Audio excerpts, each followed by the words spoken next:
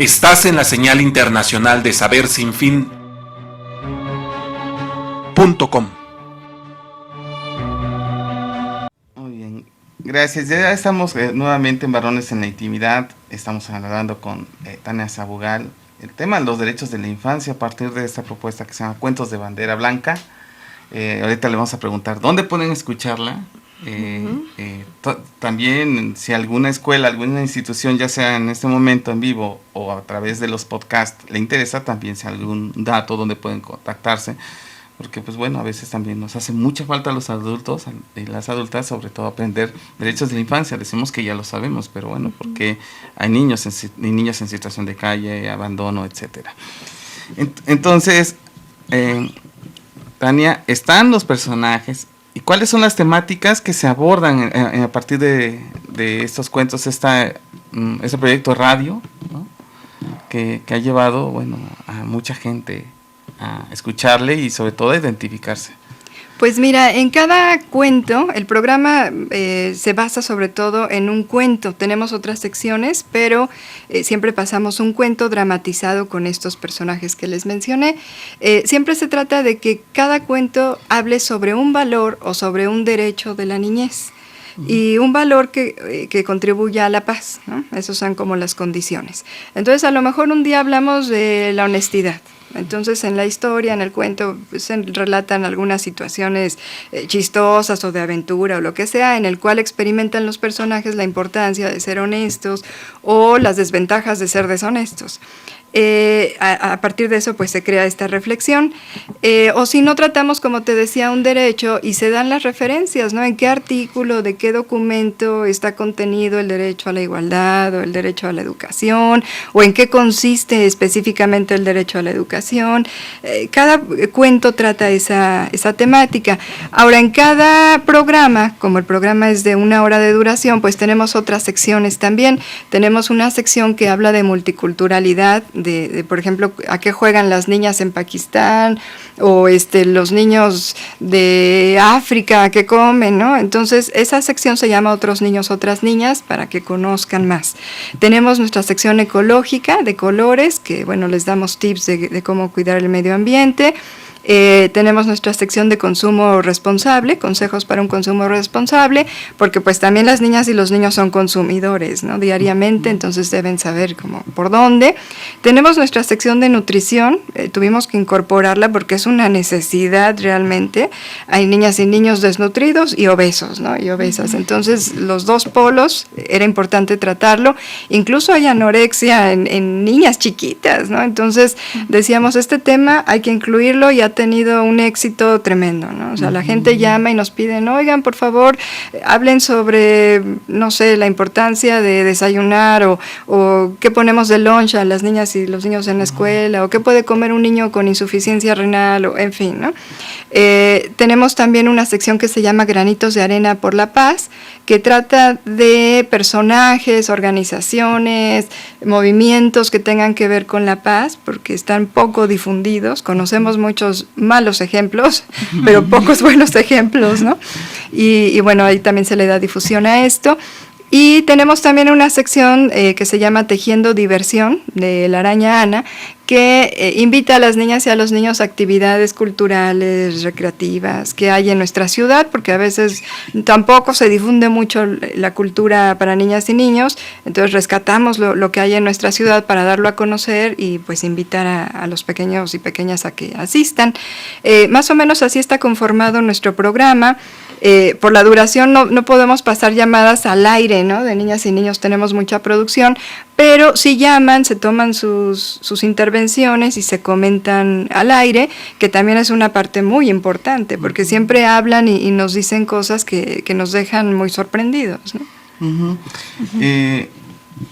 Toda esta producción es impresionante. A mí, cosa que te quiero reconocer, Tania, tienen una trayectoria, todo el equipo, que a partir de un proyecto, pues una inquietud. Los derechos de la infancia, sabemos que es importante que todos y todas la conozcan. ¿Qué está pasando a 20 años, casi 20 años, de Cuentos de Bandera Blanca? ¿Qué notas en la sociedad? Tienes un público muy cautivo, pero además que ha aprendido y se ha sumado a escucharte cada 8 días, ¿no? Y de repente, ¿qué pasa ahora? ¿Qué está sucediendo con todos los cambios tecnológicos, económicos, políticos? Mira, yo creo que las niñas y los niños están con más información, ¿no? Eso para empezar. Entonces, afortunadamente nuestro público está muy sensibilizado. Entonces, son niñas y niños a los que les preocupa lo que está pasando en Nepal ahorita, por ejemplo, ¿no? Les preocupa lo que pasa en nuestro país. Hay veces que les hemos dicho, a ver, imagínate que llega el genio y le pides 3 deseos. Llámanos y dinos qué se te ocurre.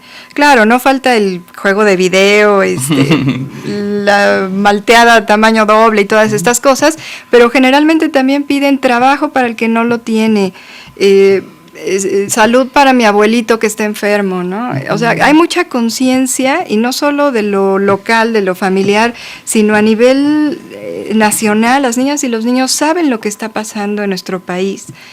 No sé si eso sea bueno o malo, pero lo saben, y se interesan y se preocupan por el asunto, ¿no? Eso es algo que yo noto un cambio.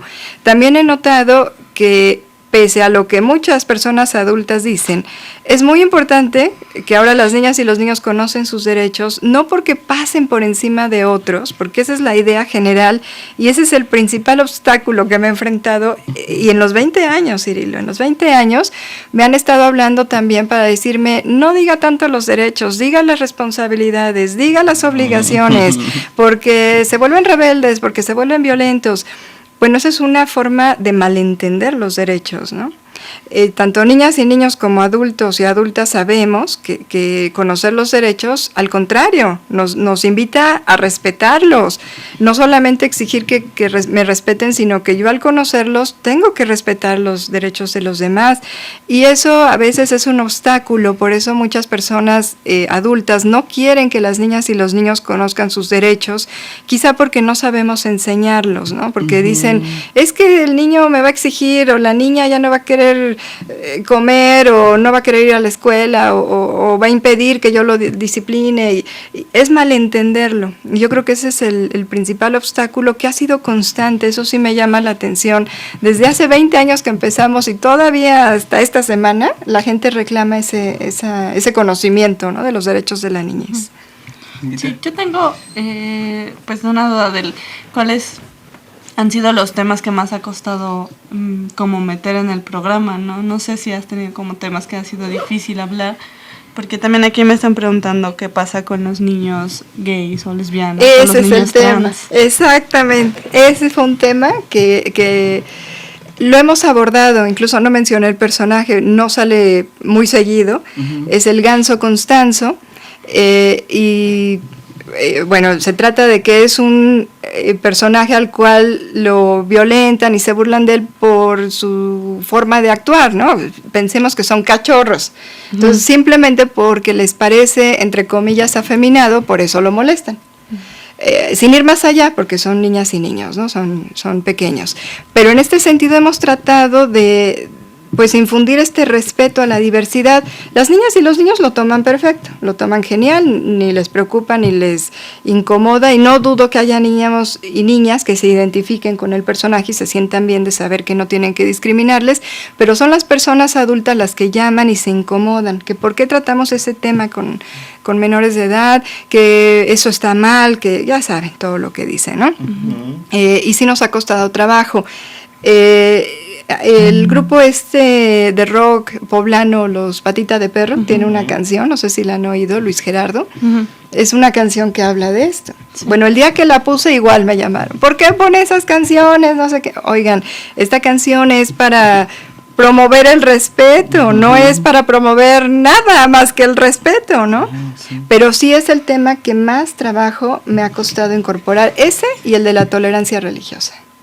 El de que se respeten personas de diferentes religiones han sido los temas, pero no por las niñas y los niños, sino por las personas mayores.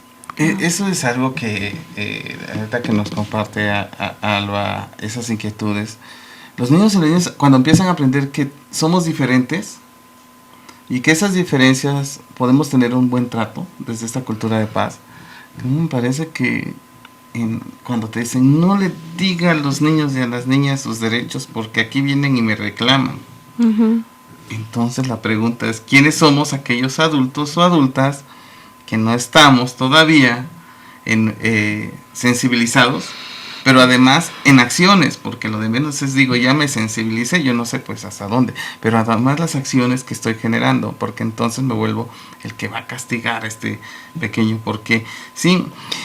Yo quiero hacerte una pregunta, a veces, a lo mejor es cuestión de percepción o de interpretación. Muchos hablamos en lo cotidiano. Los derechos, dicen los derechos humanos, tenemos derechos y obligaciones. Derechos y obligaciones, derechos y responsabilidades. ¿Cómo aprender como adultos? Yo sé que es una tareota genial, pero ¿cómo aprender como adultos a defender los derechos y a respetar los derechos de los niños y de las niñas? Mira, yo creo que la mejor manera de enseñar esto es como la doble cara del derecho, ¿no? Que es como una moneda. De un lado está lo que puedes exigir. Tengo derecho a la educación, le puedo exigir a mi mamá y a mi papá que me lleven a la escuela, que me ayuden con mis tareas, ¿no? Lo que no entendí, que me compren el material necesario para estudiar. Eso es lo que yo puedo exigir. Pero para ejercer mi derecho a la educación están mis responsabilidades, que es la otra cara. Debo poner atención al profesor en el salón, debo respetar a mi compañero de banca, debo hacer mi tarea, ¿no? Los trabajos que me encargue la maestra.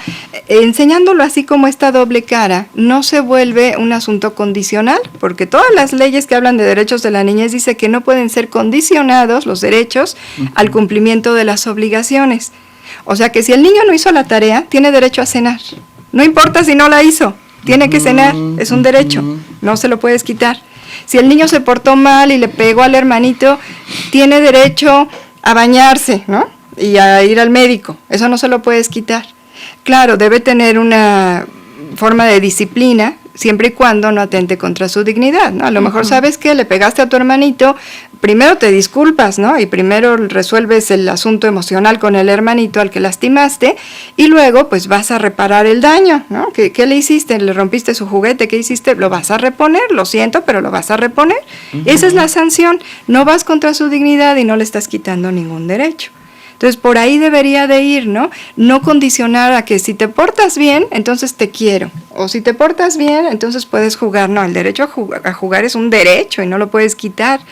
Pero por eso yo creo que a las personas adultas nos molesta o nos incomoda o nos da miedo que las niñas y los niños conozcan sus derechos, porque tenemos que volvernos muy creativas para ver cómo podemos orientarlos sin pasar por encima de sus derechos, porque antes, no me digan que no era fácil, darle 3 nalgadas al chamaco y se acabó, ¿no?